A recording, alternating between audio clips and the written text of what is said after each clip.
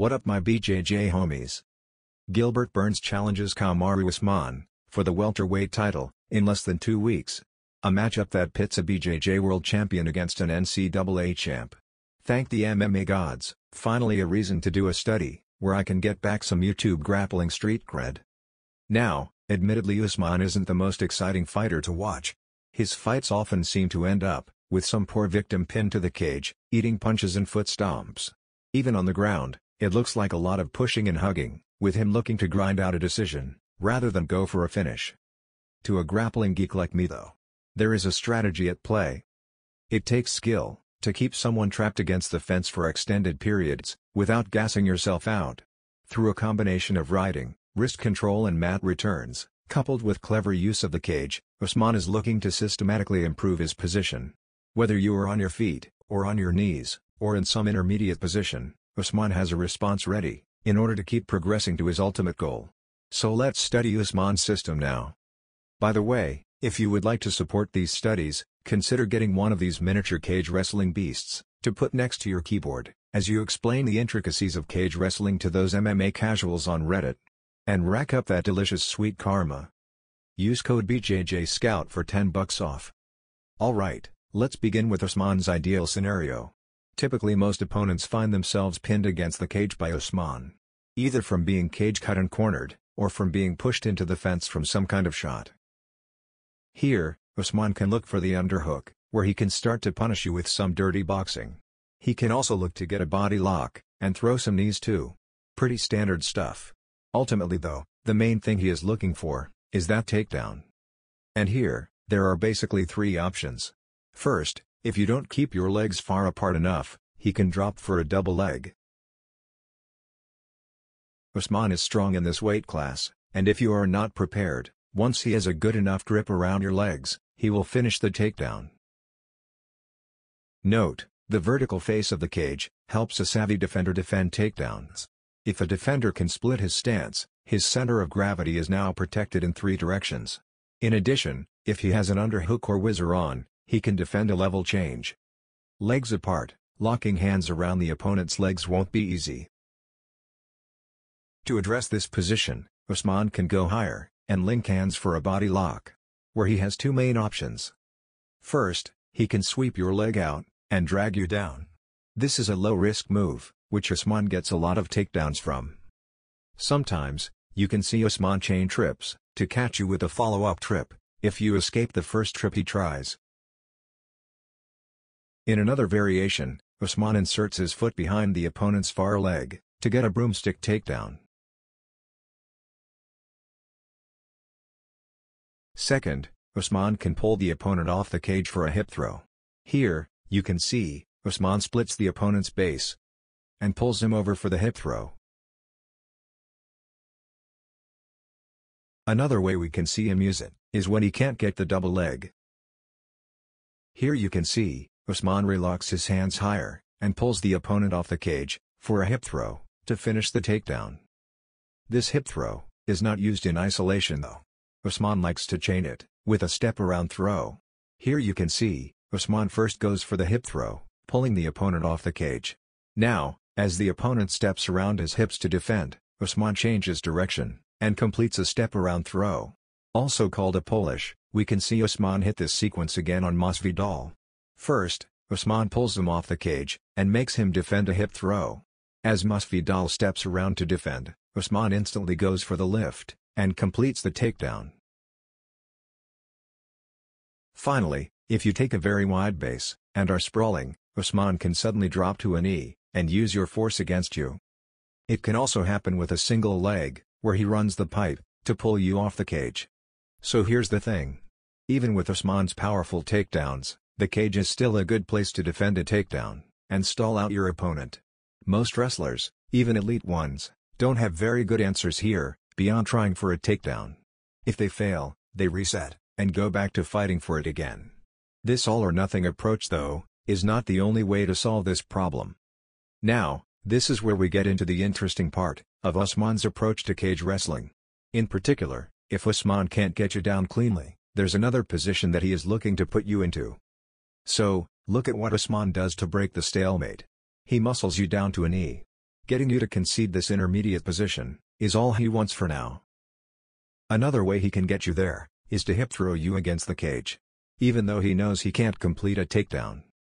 This looks ugly, but it works in the greater scheme of things. Another way he can force you down is to knee tap you down against the cage. Knee tapping comes fast, and it can be done from either an underhook or off a double. A clean takedown is unlikely in any of these three options, but Usman just wants you down on that knee. Now, in this position, also called a tripod, the defender is still quite strong. In fact, let's quickly study the process of getting back to your feet when you get taken down at the cage. First, you need to get one foot planted. Next, you need to plant either a hand or an elbow. Now that you have two supports, you can use them to post up, to lift your hips. Now you can swing your hips back, and plant your knee, to get to a tripod. Next, if you already have your posture, you can proceed to just stand up. If you don't, however, you can post up, while bent over, with your hand still on the ground. Once you can get both feet planted, you can start to push off your planted hand. Now, you can finally get your posture back and turn to look for an underhook. As you can see, this longer process involves more steps, which also means more can go wrong. Your posture, when you are in the tripod, will determine whether you take the easy way or the harder route. Now, Usman does several things to make it hard for you to execute this sequence. First, he can go for a half Nelson to immediately attack your posture. Not very effective, but it buys him time to get to a more effective solution, like sweeping you back down again.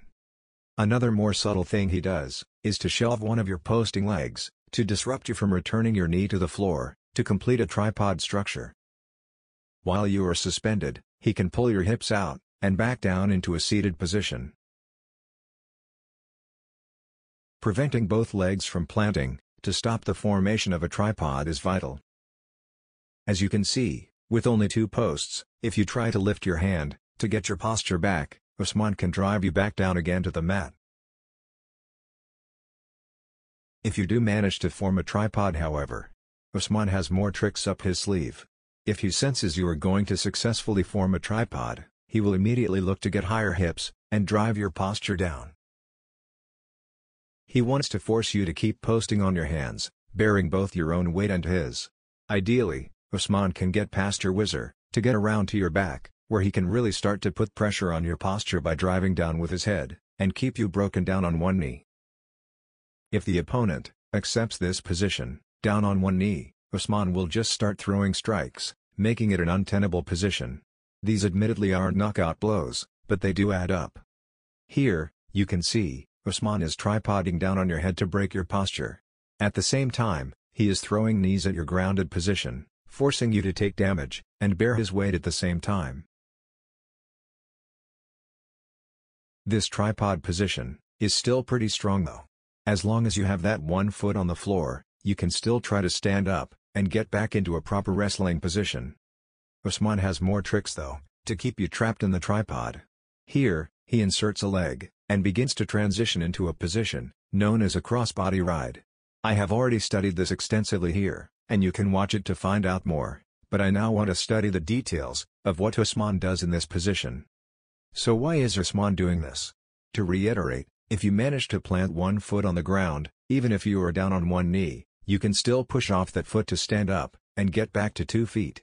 You may not have your posture back yet, but at least you are still progressing. Now, look at what Usman does from this crossbody ride position. He hooks his foot around the opponent's ankle and grapevines the leg.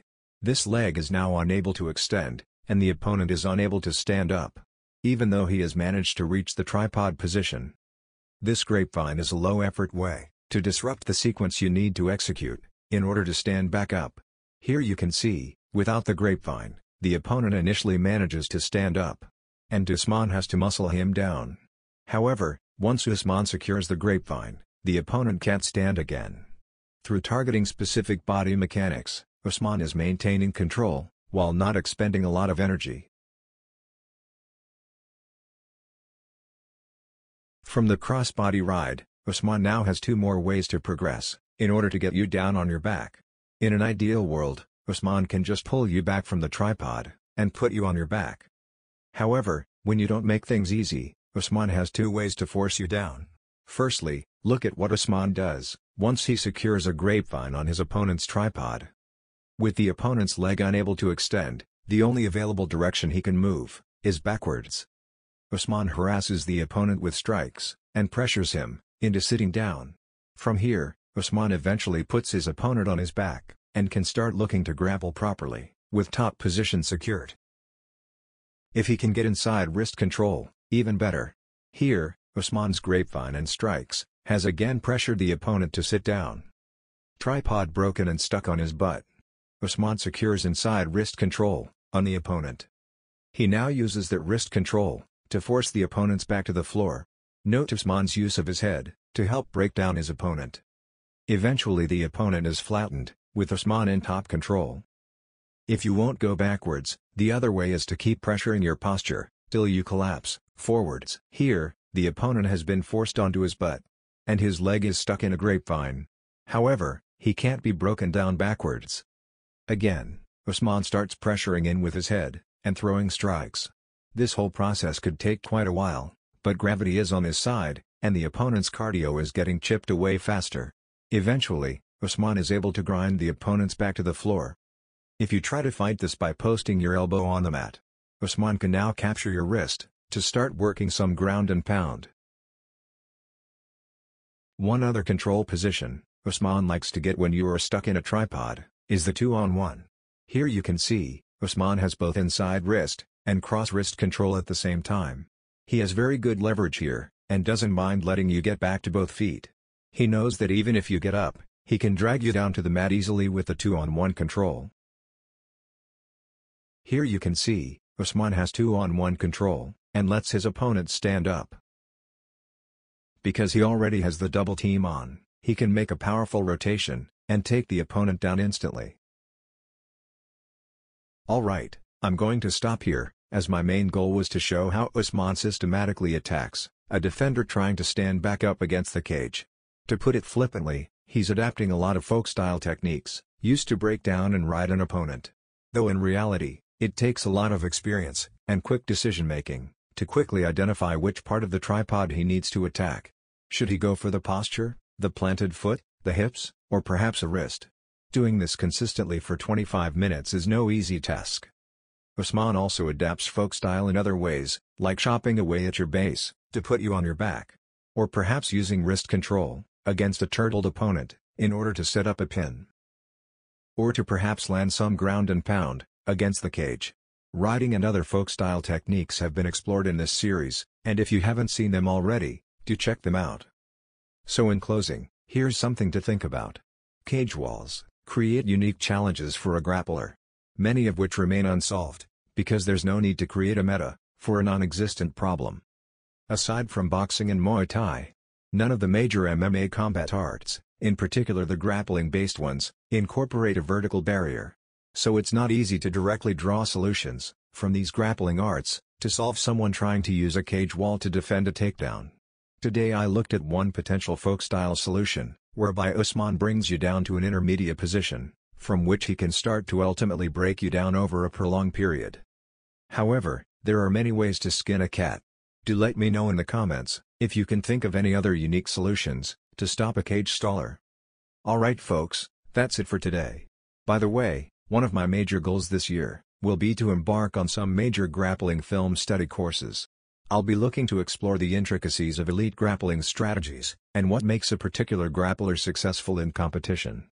Just think of it like my old Leandro Lo studies, but on roids. And GH.